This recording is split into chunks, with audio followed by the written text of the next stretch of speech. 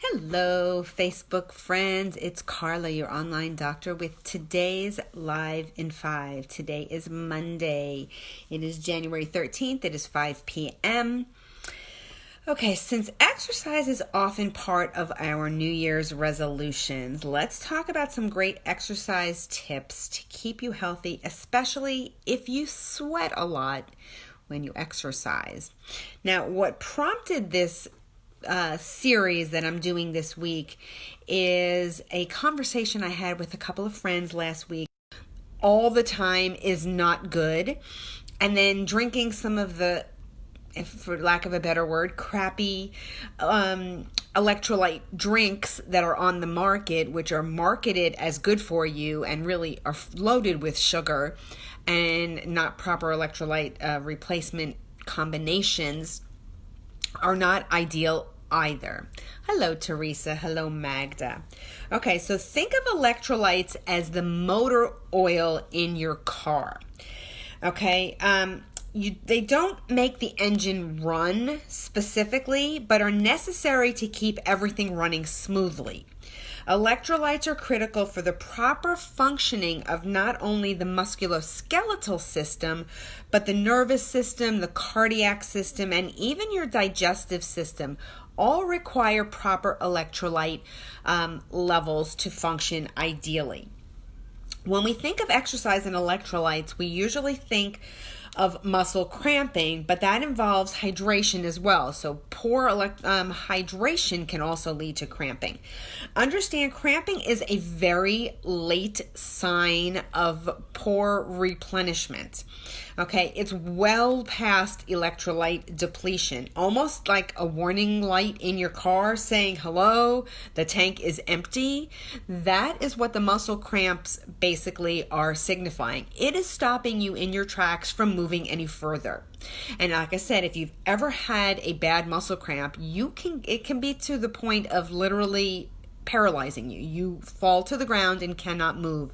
I was witness to this poor woman one time during a tennis match who couldn't play the last point of the match because she was cramping so bad. Hello, Becky.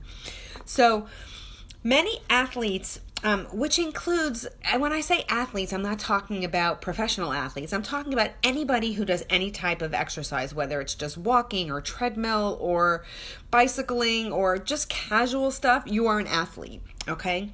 So, but it's anybody from, like I said, the light walker to the marathon runner, right? So neglecting electrolyte replenishment is not a good thing. Some think drinking water alone is fine, and others actually believe drinks, like I said, like Gatorade, are healthy. Okay, both are wrong. What about just taking salt supplements? Okay, so this was a question that came up during a tennis game this week, was I take sodium chloride tablets. And I thought to myself, that doesn't sound right, but I didn't have enough evidence in my back pocket kind of thing to speak my mind, so that's what prompted this talk, okay? Because I don't like to speak without having knowledge. So my opinion, and the science backs me up, is it's not good enough to just have salt tablets because they only replace two of the electrolytes that your body actually needs, which is sodium and chloride, okay? And you can actually take too much sodium this way and can totally upset your body's normal mechanisms to controlling your electrolyte balance. So without getting into the complex mechanism the body uses to regulate sodium, which includes a multitude of hormones, excess sodium intake is not safe. Okay, I'll just leave it at that. We really only need about 500 milligrams of sodium each day, and athletes who sweat a lot may need up to 2,000 milligrams, but the average American takes in 6,000 to 8,000 milligrams a day of sodium in the standard American diet. Okay, now if you're very careful about what you eat, your sodium intake is probably way lower than that. But if you eat the standard American diet, you are taking in way in excess of what you need as far as sodium. Okay, we probably have an equivalent of about 8 5,000 milligrams of sodium stored in our bodies at all times. So taking sodium chloride tablets is not necessary. Most people ask, don't I need to replace what I sweat? Okay, and the simple answer is yes, but the reality is the body can't efficiently replace what you lose during exercise at any intensity above a walking pace. Okay, so you can't replace it fast enough unless you're just walking. Okay, if that's what I'm trying to say. So you need to replace it at a different rate so as to not totally mess up the apple cart, if you will. Electrolytes lost are not replaced by electrolytes consumed in the moment.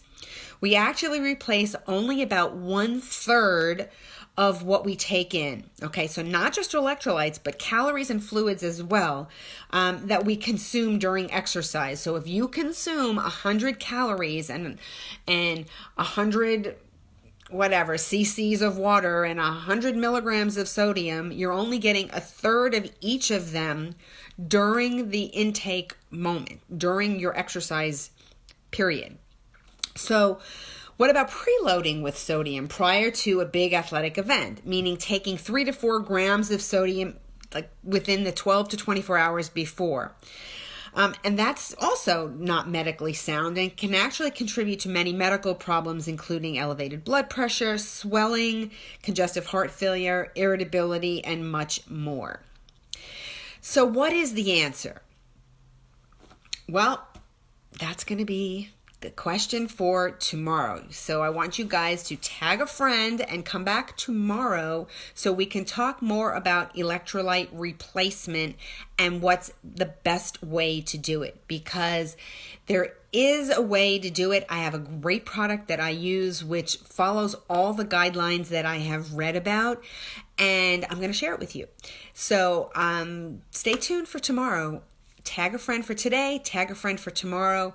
And again, when I mean athlete, I'm talking about anybody who does any type of physical exercise. So don't exclude yourself if you feel like you just do casual activity, because fluid, calorie, and electrolyte replacement is mandatory when you are doing any type of physical exertion.